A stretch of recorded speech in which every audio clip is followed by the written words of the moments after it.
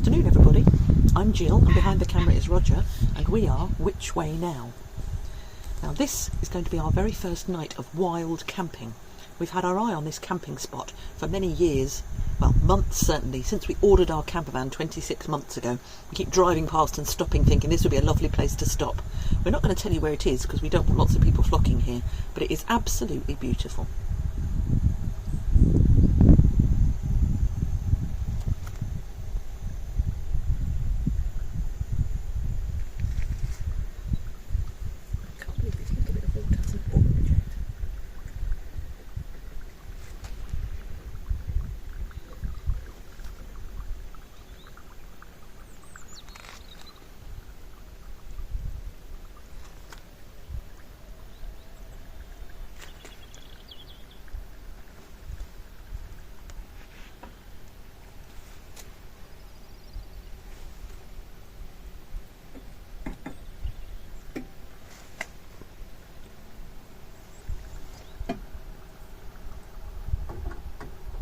I've just made my cup of tea, and this is going to be the first night wild camping.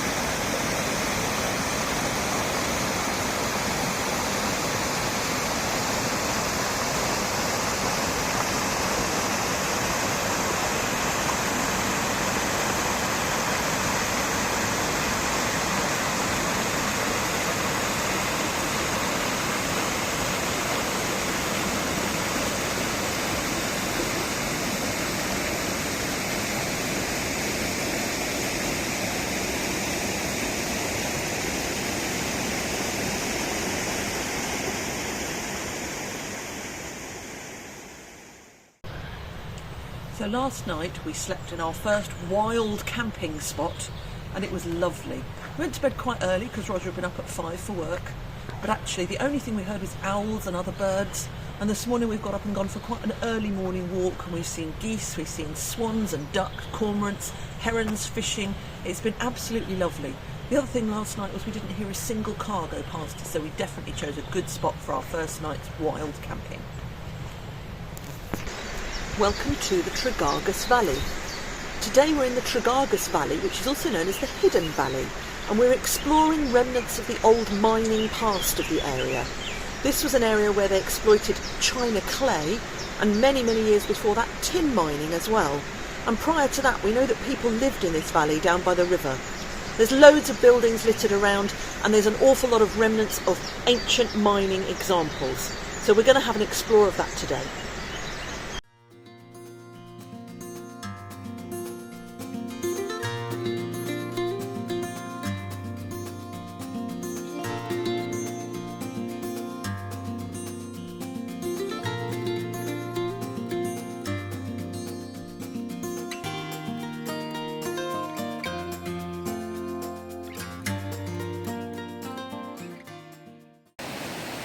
You might notice that the river here looks a bit white, and that is because there is still china clay works going on upstream, and the deposits from those make this water quite white.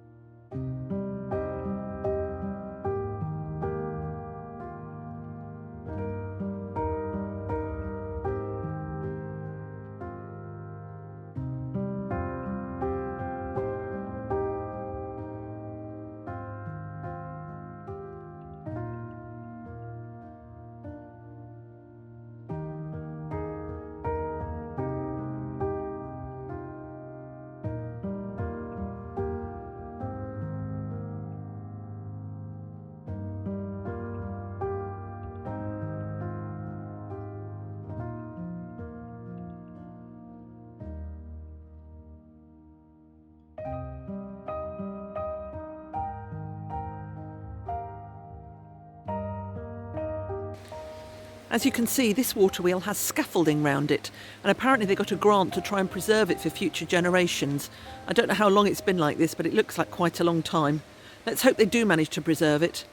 There's a leat above it as well, so obviously that's part of a bigger waterworks that enabled this mill to work. This whole valley is littered with loads of buildings, railways, chimneys, various things that are paraphernalia of the mining times. And this, we think, was where they used to dry the china clay before they shipped it abroad or shipped it for use in this country. It's a very strange thing with all these ridges in it, but we think that's what it was used for.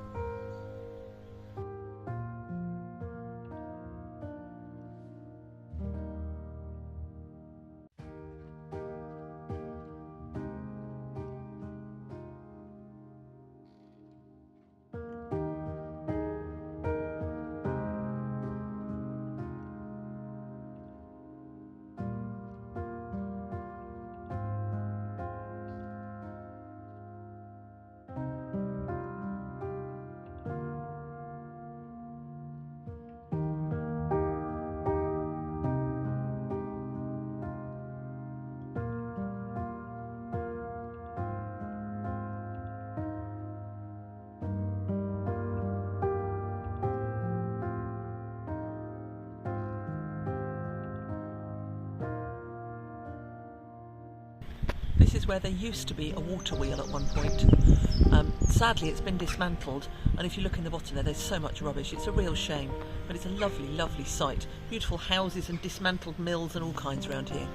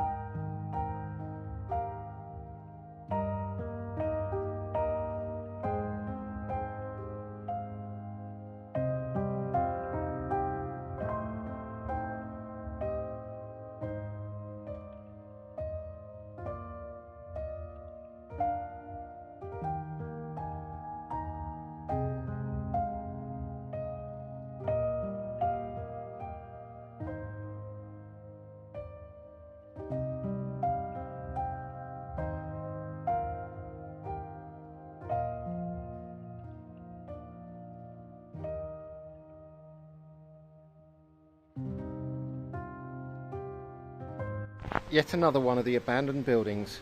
You can really see how big this operation was when it was in full production.